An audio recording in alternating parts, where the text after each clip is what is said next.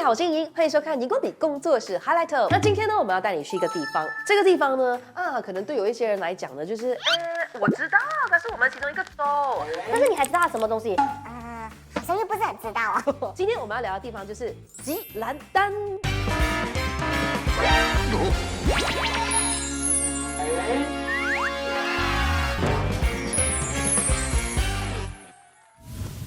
在影片正式开始之前呢，让我们自我介绍一下，我们是荧光笔工作室 Highlight， 是全马最热血的知识型频道。我们以科普的方式聊关于马来西亚的社会、民生、时事议题等等。我们除了有街访之外呢，也有访谈哦。那有这么多的内容，有兴趣的朋友，你们已经订阅我们了吗？还没的话，现在就按赞、订阅、加分享吧。我们每个礼拜3跟礼拜6呢，都会准时上影片，让我们一起好好认识马来西亚。OK， 回到正片。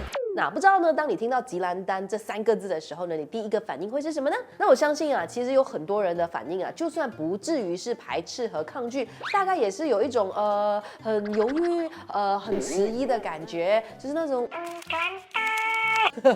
那吉兰丹的朋友先不要生气先啊，我们在陈述的是一个普遍的情况，不是说吉兰丹不好，而是呢，好像啊其他地方的人可能会对于吉兰丹有一点点的距离感。比如说，当我们提到马六甲啊，提到槟城啊，提到金马伦啊，提到兰高威的时候，大家的反应好像跟提到吉兰丹的时候呢，会有一些些的差别。这到底是为什么呢？而且啊，只要是聊起吉兰丹啊，总是会有一些朋友就讲一些听回来的事情，比如说，吉兰丹的电影院哦，男女要分开坐的哦。可能真的不可以吃猪肉的，当然也不能够喝啤酒穿短裤的啦。还有可能有人会讲说，吉兰丹除了伊斯兰就没有别的宗教了的。反正呢，可能你会听到这一些奇奇怪怪的话。那我们荧光笔就认为啊，我们马来西亚人呢，对自己的国家那么的陌生，认识那么少，实在是有点点的可惜啦，甚至严重来讲可悲的哈。所以呢，我们今天呢，荧光笔就决定跟你一起来深挖一下吉兰丹，来一趟远远的探索神秘吉兰丹之旅吧。Let's go！答错了。在电影院呢，实施男生跟女生必须分开坐的规定呢，是登嘉楼州政府在 MCO 期间发出的指令啊，而不是吉兰丹州政府提出的规定哦。那虽然呢，这2个州都是 PAS 执政的啦，所以可能有些人会搞混。那吉兰丹为什么没有发出这个规定呢？那是因为各位同学，吉兰丹是没有电影院的，真的假的？真的 OK 啦，真的，我们现在要跟你讲。那自从90年代以来呢，吉兰丹州境内的各个电影院啊，就因为经营不善呢，而陆陆续续的结束营业了。而且呢，在1997年之后啊，吉兰丹州就没有任何一家电影院。关于吉兰丹的最后一间电影院是哪一间呢？有人就说是丽都电影院，另外也有人说呢是奥蒂安电影院啊。不知道这里有没有吉兰丹的朋友？下方留言告诉我们一下，到底是丽都还是奥蒂安撑到最后一刻呢？那这是现在的情况啊。那吉兰丹会不会未来有一天会有电影院的啊？是有机会的。那但是呢，如果未来啊吉兰丹有了电影院的话呢，还真的是必须要男生女生分开坐的哦。为什么的？那是因为啊 ，PAS 政府修订了这个1998年吉兰丹娱乐管制法令，里面呢就包括了男女分开坐的这个条例，以及其他例如星期4晚上晚间祈祷时间、斋戒月等时段啊，不可以播放电影。电影播放期间呢，必须全程亮灯。哇，这个真的是很奇葩。然后还有电影的内容呢，必须要符合伊斯兰教义等等等等的这些。是在我们看来就是有点不太能够接受的规矩啦哈。但是呢，就在2022年的6月啊，时任的 PAS 青年团团长呢阿莫法德里啊 Ahmad Fadli， 大概就是因为吉兰丹这个 PAS 的大本营没有电影院，但是呢他又想要看这个 Mat Kilau 这部电影哦，结果呢他就揪团到 KL 去看电影啦。而最搞笑的是呢，这个 Paragon Cinema 集团呢就曾经在2016年的时候呢是有打算过要在吉兰丹开设电影院的，而当时候呢 Ahmad Fadli 呢就是最大的反对者之一。他说啊，这个电影院呢是社会弊病的起源，最终呢就成功的阻止了这个电影院呢回到了吉兰丹这片土地上了。哇，这个真的是一个大家一起来深呼吸，这世界上什么事情都会有。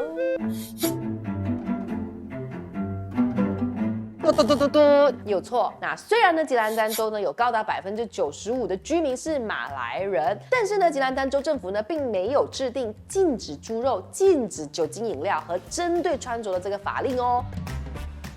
吉兰丹最大的这个华人聚集区呢，是位在 Kota Baru 的市中心一带。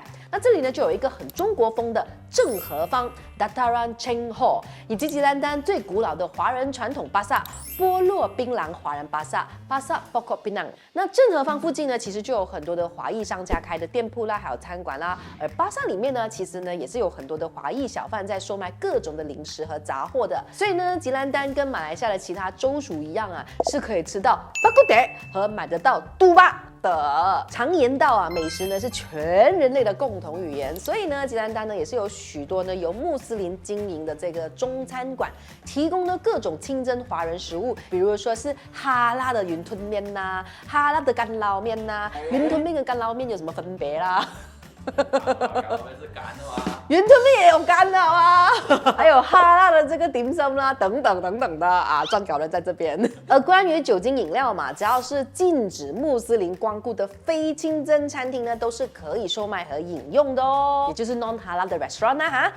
在这里呢，也要善意的提醒大家呢，记得要理性喝酒，喝酒不开车，开车不喝酒哦。OK， 那至于我们的短裤是怎样嘞哈？那我们相信呢，大家都还记得这几个呢发生在吉兰丹的新闻，比如在2023年的3月份，有7名男子穿着短裤外出用餐，结果呢就被吉兰丹宗教局警告。还有这个曾经闹得沸沸扬扬的警告布条啊，就是说呼吁女性呢不要穿紧身衣，还有衣着性感，否则呢将会被罚款1000令吉，或者是坐牢6个月，或者是2者兼施。但是呢，我们还是要提醒大家哦，这2个 case 呢都是针对穆斯林而已啊，你是佛教徒就不关你的事了哈。因为啊，这些罪行是由1985年吉兰丹伊斯兰刑事法所规范的。那既然呢是伊斯兰法嘛，自然就跟非穆斯林没有关系喽啊。不知道会不会有人想要问哦，既然伊斯兰刑事法不规范非穆斯林，那为什么呢？之前好像有听说过啊，有一位华裔女性业主啊，就因为她穿着不够端庄而被开罚单的事件呢。那其实呢，这个案件呢是跟伊斯兰刑事法无关的。Kota Baru 市议会执法员呢是依据1985年哥打巴鲁市议会商业贸易和工业地方政府条例啊，在2019年修订的版本而开出的这一张散漫。根据报道呢，这个罚单呢经过了马来西亚地方政府发展部的介入之后呢，最后是 cancel 掉了的啦。而围绕着到底这个条例呢是不是合理、合法、合情呢？那目前呢各方都还在争论当中啊。如果有观众朋友知道更多的意见，或者是你是专业的人士，或者是你曾经有过类似的经历的话呢，记得留言和我们分享哦。顺带一提，那斋戒月 Bulan Puasa 期间，也就是我们这支影片播出的这一个时间段哦，吉兰丹呢大部分的这一个穆斯林经营的餐厅啊、food court 啦、小吃的档口等等的地方呢，都只会在下午3点之后才开始营业的哦。那毕竟呢，吉兰丹是以马来人为主的市场嘛，所以呢，到了这个斋戒月的时候呢，就会有高达95%的人不消费，所以呢，穆斯林的老板们呢就选择直接干脆一点不开门做生意，所以呢其实是很正常的，不是为了要规范而规范 ，OK？ 那是因为真的是没有这个 market 的 demand 嘛。华人朋友是不是会想说啊，叫我们去那边不是没有东西吃？不用怕，其实呢由非穆斯林经营的餐馆呢，通常还是照常营业的。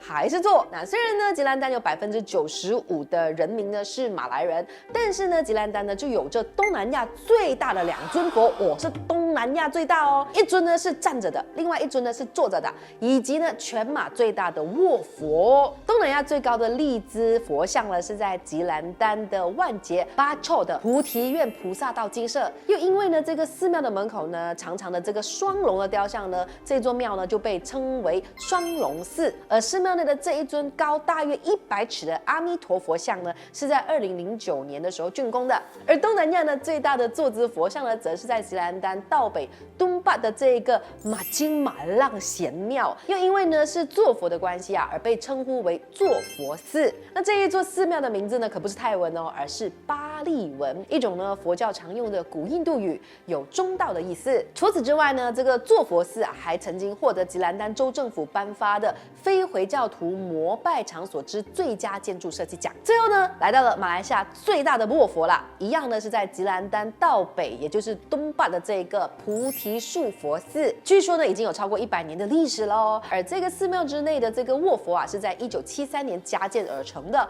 也因为这样子呢，才会改称为卧佛寺。据说呢，这个寺庙内呢有一棵100岁高龄的菩提树，是当初建寺的时候啊，由长老从斯里兰卡带过来的。那除了刚刚提到的这一些寺庙啊，吉兰丹的州政府呢，还曾经为了要推广伊斯兰，而在2004年建立了一座非常具有中国特色的清真寺 Masjid Jumli Perak Sultan Ismail Petra， 而因为呢这座清真寺呢是以北京牛街清真寺呢作为模仿的对象的关系，所以呢这座清真寺又称为 Masjid Beijing 啊，是不是没有想到我们印象中这么 Malay 的地方哦，居然拥有这么多具有规模和特色的庙宇呢？当然啦，吉兰丹还有许多著名的传统清真寺的，比如拥有超过300年历史，是东南亚最古老的清真寺 Masjid Kampung Laut， 而位于 Kota Baru 市中心的这个 Masjid Muhammad也是拥有超过100年的历史的哦。有去过吉兰丹旅游的朋友们记得留言告诉我们你在吉兰丹的经历，也一并分享了你觉得吉兰丹最美的风景是什么？有什么是非常值得推荐我们去探索的呢？留言。那跟大家解释了这么多关于吉兰丹的一些错误的观念，到底事实是如何？不知道呢有没有引起大家对于吉兰丹更多的好奇心呢？那如果觉得呢我们这一集影片呢或多或少有改变了你对吉兰丹的印象的话，记得要留言留一个爱心的 emoji 给我们哈，让我们知道我们还做得可以。那我们前面不是有说过吗？吉兰丹并没有电影院的，但是呢你知道吗？吉兰丹竟然有电影节哦！是的，你没有听错，它没有电影院，但是还有电影节。这是什么情况嘞？而且呢，这个电影节呢是由马来人主办，在华人会馆举行的。2023年的9月呢，在 Kuman Pictures 的创办人阿米尔·穆罕默以及一众电影工作者的努力之下呢 ，Pesta Film Kota Baru 哥打巴鲁电影节就成功在吉兰丹福建会馆举行啦。那电影节呢，除了放映了多套电影还有纪录片呢，更有短片比赛以及跟导演访谈和交流的环节。那筹备的团队啊，还表示他们呢会努力让这个电影节呢，在每一年的9月在 Kota Baru 跟大家见面。那如果你觉得呢看电影不是你那杯茶的话呢，不用担心，我们还要推荐你另外一个很特别的，就是在吉兰丹呢非常特别的一间书店，也是不能够错过的哦。那就是由 Zaidi Musa 创立的黑白书店。Kedai Hitam Putih 啊 ，Zaidi Musa 呢，他会在每个星期五早上，在 Kota Baru 知识广场 Medan Ilmu Kota Baru 的早市呢摆书摊。所说的书籍种类呢，是以非主流的马来文学啦、历史啦，还有思想的书籍为主。那除此之外呢，他也经常会在 Kota Baru 主办读书会啦，以分享和讨论 Kedai Hitam Putih 所出版的一些书籍哦。那不知道呢，大家还有没有发掘过吉兰丹的一些比较特别的景点啊，或者是事情？记得一定要留言跟我们分享，让我们带大家一起来认识吉兰丹这个地方啊！我们可能呢，揪个团呢，不然我们揪团去吉兰丹，就地格兰丹，不知道你会不会报名呢？想去敲碗。其实呢，在很多年前啊，经济发展落后的吉兰丹呢，有发生过许多男女学生啊，为了要谋生而出卖自己身体的这个现象。那认为事态严重的这个州议员呢，因此就称吉兰丹为马来亚的巴黎。但是呢，自从伊斯兰党在1990年入主吉兰丹之后呢，时任的领袖兼州务大臣聂阿兹的领导之下，就彻底扭转了这个形象。他把吉兰丹呢打造成马来西亚最伊斯兰化的州，甚至有了麦加的入口这个称号。这种改变啊，其实是需要非常强大的力量才能够完成的。而我们荧光笔相信啊，这一份力量应该就是来自于伊斯兰这个宗教。其实呢，宗教本身的功能呢，就是安抚人心、导人向善的。而这也许就能同时解释为什么，即便吉兰丹是马来西亚最多穷困家庭的州属，却无法阻止吉兰丹人觉得幸福和快乐。只是呢，很可惜的是，在马来西亚呢，宗教经常是被特定的有心的政治人物利用，成为了分化我们的武器。所以呢，我们荧光笔呢就想要趁着这个斋戒月